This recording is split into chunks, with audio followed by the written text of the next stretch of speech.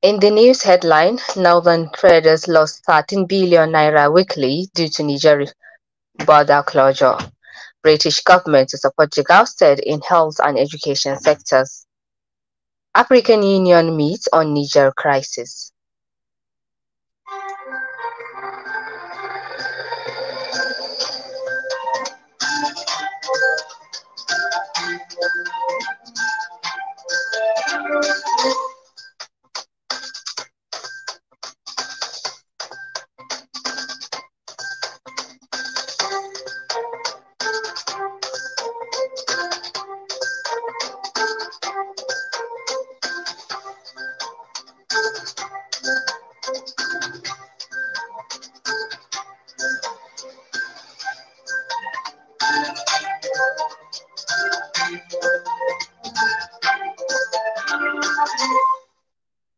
Good evening, listeners. Today is Monday, 27th Muharram 1444 after Hijrah of Prophet Muhammad, peace be upon him, which is equivalent to 14th August 2023. I am Salma Adam Iko with the news. Northern traders have lamented the loss of about 13 billion naira weekly due to the closure of borders in the region over the ongoing crisis in Niger Republic. Recall that Sawaba radio reported that President Bola Tinubu had on August 4th ordered the closure of all borders with Niger Republic, with the Nigerian customs have now enforced. The borders include Libya in Katsina State, Ilela in Sokoto, and Megatari in Jigawa State. Addressing a press conference in Abuja yesterday, the chairman of Rayuwa Economic Forum, Ibrahim Yahya Dandakata, said the economic consequences of the closure is becoming unbearable for traders, while urging the federal government to open the Maje Illo border in Kebbi to allow traders bring in goods to the country. Also speaking, a trader and member of the forum, Hamza Saleh Jibia, said since the closure of the border, about 2,000 containers laden with perishable and non-perishable goods have been trapped and cannot be cleared due to the closure. Meanwhile, Nigerian Labour Congress (NLC) has warned the Economic Community of West African States (ECOWAS) against the use of military force to remove the military junta in Niger Republic, stating that the disadvantages clearly outweigh the benefits. NLC issued the warning in a statement signed by its president, Joe Ajaero, in the weekend. The leaders of the ECOWAS member states met on Thursday in Abuja and decided to send out a standby force in an effort to restore constitutional democracy in Niger and reinstate the country's expelled president, Mohamed Bazoum.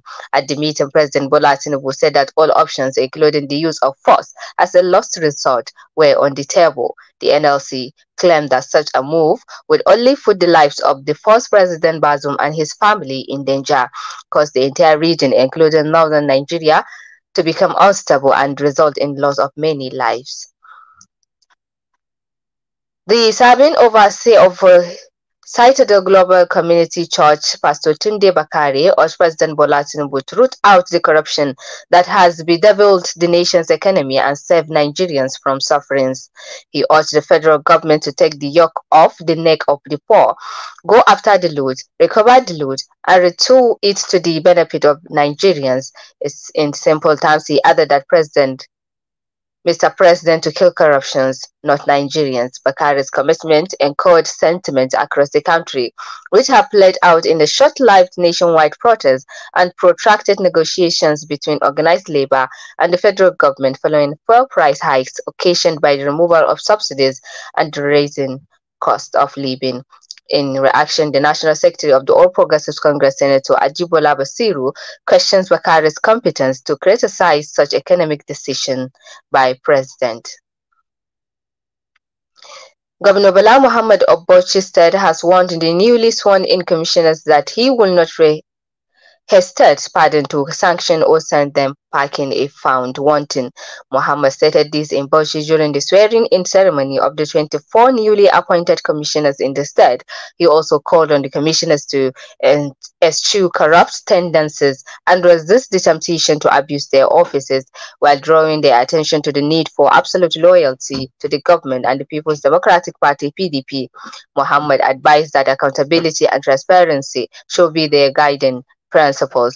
Muhammad further explained that such a collaboration is important to reduce mistrust, misvision, and to create synergy. Responding on behalf of the Commissioner, Mr. Yakubu Adamu, the Commissioner of Finance and Economic Development, appreciated the governor for the honor given to them. He assured the governor that they will work and succeed together in making the state a better place for all. Armed bandits today again attacked the headquarters of Bungudu local government area of Zamfara state, killing one person and abducting 7 others. A resident of Bungudu town, Ishak Bungudu, told Channels Television that the armed bandits stormed the town with deadly weapons, firing shooters sporadically, and killed one person in the process. According to him, 7 other persons were abducted, including the son of the Emir of Bungudu, Abdurrahman Hassan, and the former state program officer of the International Fund for Agricultural Development, Abubakar Espada Bungudu. Ishak Bungudu lamented the incessant attacks on the local government headquarters by the armed bandit, despite being the closest local government to the state capital, Gusau. He urged the state governor, Dauda Lawan, to, as a matter of urgency, appoint security aides. Suspected bandits have abducted a respected Islamic scholar, Malam Abubakar Mshawi Ibrahim, alongside his wife and 2 children in Kaduna. One of the abducted children was said to be a day old when the kidnapped occurred last Wednesday. The bandit had forcefully entered the scholar's residence in Pondisho, a community along the Kaduna-Zaria highway. According to the local source, the abduction occurred a day after the scholar's wife was delivered of the baby. A close associate of the scholar, who wishes to remain anonymous, reveals that the cleric is also the headmaster of Hayatul Islamia Kawo, Kaduna. The source lamented that the victim's family is poor and could not raise the ransom. The acting police public relations officer in the state, Mansur Hassan, promised to contact his reporter after getting details from the divisional police office.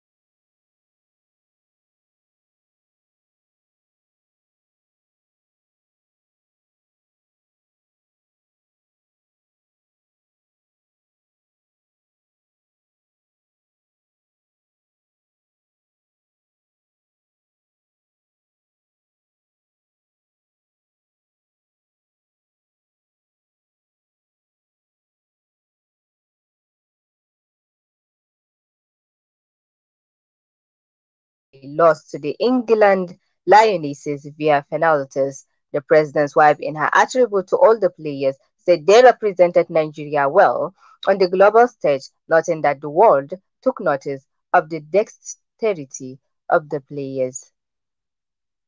Now to international scene. The African Union (AU) said it was holding a meeting on the crisis in Niger following the coup on July 26th that toppled President Mohamed Bazoum.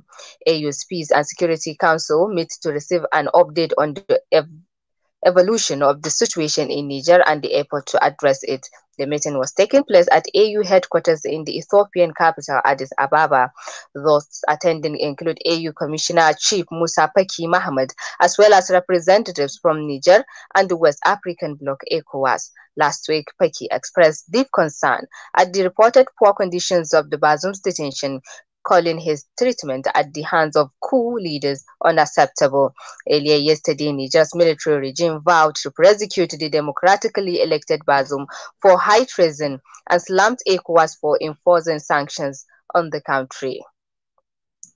Meanwhile, 6 Niger soldiers and 10 terrorists were killed during fighting in the west of the country. Suspected jihadis on motorbikes ambushed the troops near the western town of Sanam yesterday, according to a statement issued by the National Guard High Command. Sanam is in the Telaberi tri-border area where Niger meets Mali and Burkina Faso, a region where jihadist attacks are common. Last week, 5 soldiers were killed in an attack in the same area, according to the military regime that has been in power since the overthrow of President Mohamed Bazoum on July 26th. Who leader General Abdurrahman Chiani has justified the overthrow of Bazoum by referring to the deteriorating security situation in the country. At least 24 people have been killed, 9 of them in a temple collapsed, and dozens more are feared missing after intense rains caused flood and landslide in India. Days of torrential downpours have washed away vehicles, demolished buildings, and destroyed bridges in the northern states of Uttarakhand and Himachal Pradesh. Flooding and landslide are common and cause widespread devastation during India's treacherous monsoon season. But experts say climate change is increasing their frequency and severity. Sukhvinder Singh Sukhu, Chief Minister of Worst Affected State Himachal Pradesh, said at least 16 people had lost their lives in the past 24 hours, including 9 in a Hindu temple collapse in the state capital, Shimla. And we wrap up the news with this and a recap of the major stories.